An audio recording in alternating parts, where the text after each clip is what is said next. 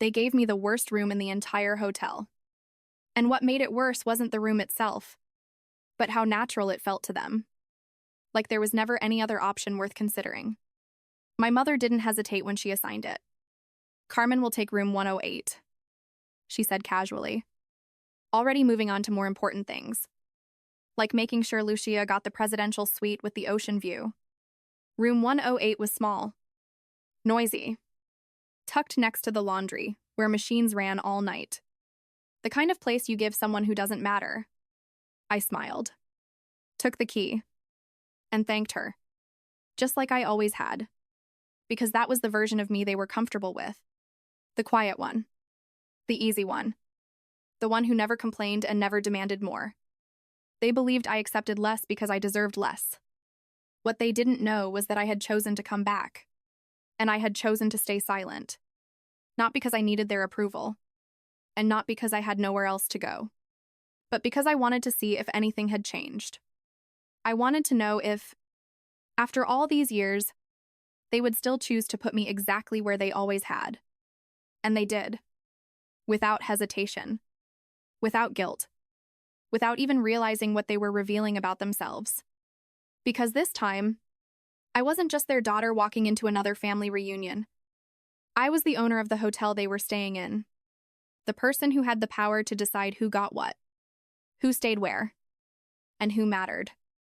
And yet, I stood there holding the worst key in the building, watching them reduce me to nothing again, realizing something I had tried to deny for years. It was never a misunderstanding. It was never accidental. It was always intentional. Growing up in that family was never about love. Not in the way people like to pretend when they talk about childhood memories or unconditional support. In our house, everything had a place. And more importantly, everyone had a rank. Lucia was always at the top, flawless in a way that made everything look effortless.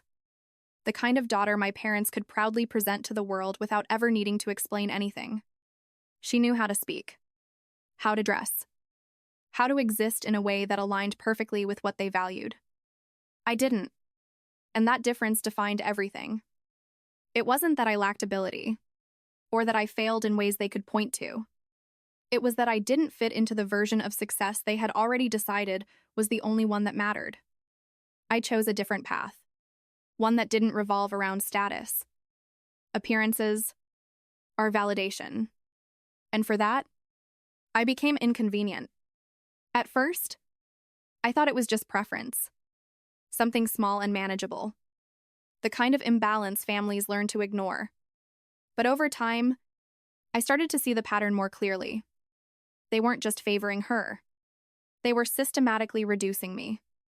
Every achievement I reached was minimized, reframed, or quietly dismissed before it could hold any real value. Conversations shifted away from me. Opportunities were never acknowledged. Even the way they spoke about me carried an undertone that made it clear I was never meant to rise beyond a certain point. And the most dangerous part wasn't what they said out loud. It was what they repeated often enough that it started to sound true. That I was simple. That I didn't need much. That I wouldn't understand. Until eventually, I stopped questioning it. Not because they were right, but because they made it easier to believe them than to fight something that never appeared obvious enough to challenge. If you were treated like you didn't matter your entire life, would you keep proving yourself to them, or disappear and come back stronger without them? Comment your choice. The only person who never treated me like I was less was my grandfather. And that alone was enough to make me dangerous in a family like mine. He didn't praise me the way others praised Lucia. And he didn't try to comfort me either.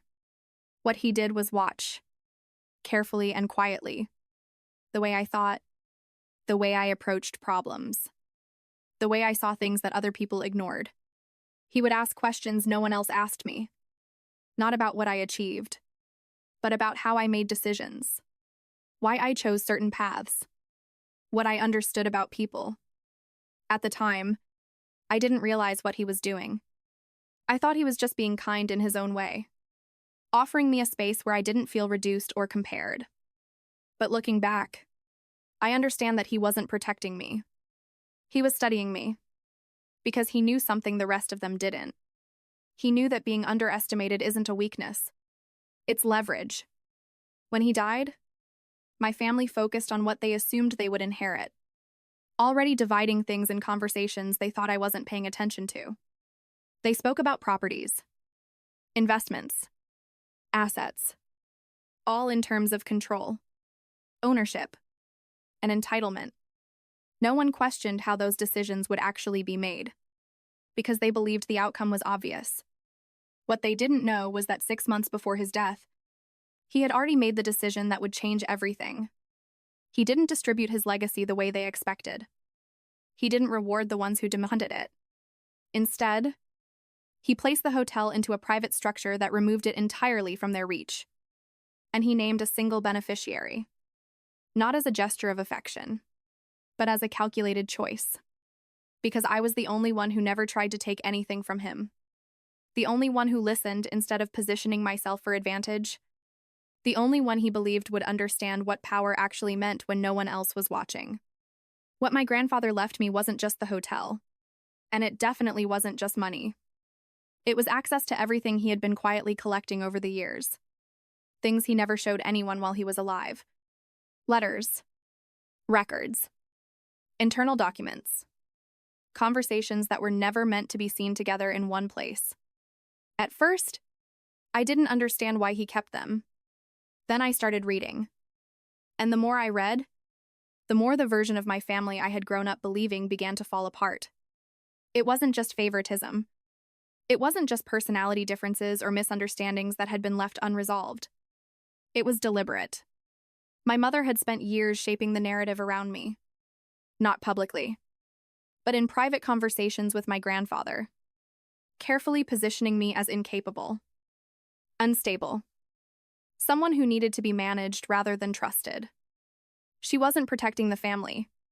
She was protecting her position in it, because every time my grandfather showed interest in me, every time he treated me like I had potential, it exposed something she had spent her entire life trying to hide, that she had never lived up to his expectations.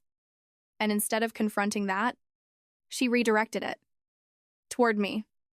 My father's role was different, but no less calculated. He didn't care about emotional dynamics or family tension.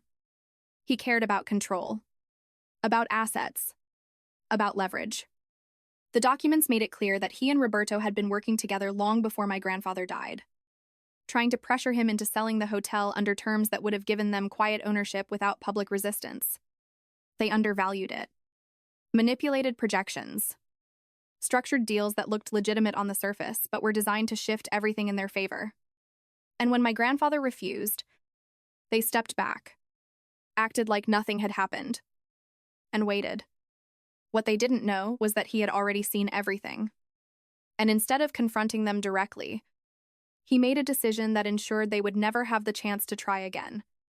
By the time we reached the gala dinner that night, I already knew exactly how it would play out. Not because I had planned every detail, but because they had never changed the way they treated me. The table was arranged the same way it always was, with Lucia and her husband at the center. My parents positioned where they could be seen and acknowledged, and me placed just slightly off to the side. Close enough to be included, but far enough to remain irrelevant. The conversations followed the same pattern. Praise directed at Lucia. Admiration carefully reinforced, while anything related to me was either ignored or turned into something small enough to dismiss. Roberto, already comfortable after a few drinks, made another comment about my work, reducing years of effort into something decorative and insignificant. And the rest of them laughed in that quiet, controlled way that made it seem harmless, even though it never was. I didn't react, not because it didn't affect me, but because I needed to see how far they would go when they believed there were no consequences. Every word, every look, every decision they made that night confirmed something I had spent years trying to question. This wasn't habit. It wasn't unconscious bias or misunderstanding. It was deliberate positioning. They needed me to stay small so their version of the family would continue to make sense. That was the role I had been given. And until that moment, I had played it well enough for them to believe it was permanent. But sitting there, listening to them talk about success, about value, about what it meant to deserve something. I realized something had already shifted. The difference wasn't what they were doing. It was that this time, I was measuring it, not emotionally, not personally, strategically. Because by the end of that dinner, I wasn't going to change their behavior. I was going to expose it. The reveal didn't happen with anger. And that was the part none of them were prepared for. Because they expected confrontation, emotion, something they could dismiss or control. Instead, it unfolded quietly, through structure, through facts, through things that couldn't be argued with or rewritten. The lawyer arrived first, followed by the manager they had already seen deferring to me. And then the documents were placed on the table one by one, each page removing another layer of the story they had built for years. The trust, the ownership, the legal transfer, all of it all of it irreversible. And for the first time, no one spoke. Then came the second layer. The letters my mother had written, her own words describing me as incapable, as a liability, as someone who should never be trusted with anything important. And I watched as she lowered her gaze, not denying it, not explaining it, because there was nothing left to say. And finally, the last layer. The records of my father and Roberto attempting to take control of the hotel before my grandfather died. The strategies, the manipulation, the quiet plans they thought would never be seen. By the time it was over, the room felt different. Not louder, not chaotic, just empty in a way that made everything clearer than it had ever been before. I didn't raise my voice, because I didn't need to, and I didn't stay to watch them react, because that was never the point. I had already seen everything I came to see. As I stood up to leave, I looked at them one last time and understood something I hadn't fully accepted until that moment. They didn't lose me. They never chose me. And now, they never would. So what do you think? Did I go too far? Or did they finally get what they deserved? Drop your opinion below. And if you want more stories like this, make sure to like, subscribe, and turn on notifications so you don't miss the next one.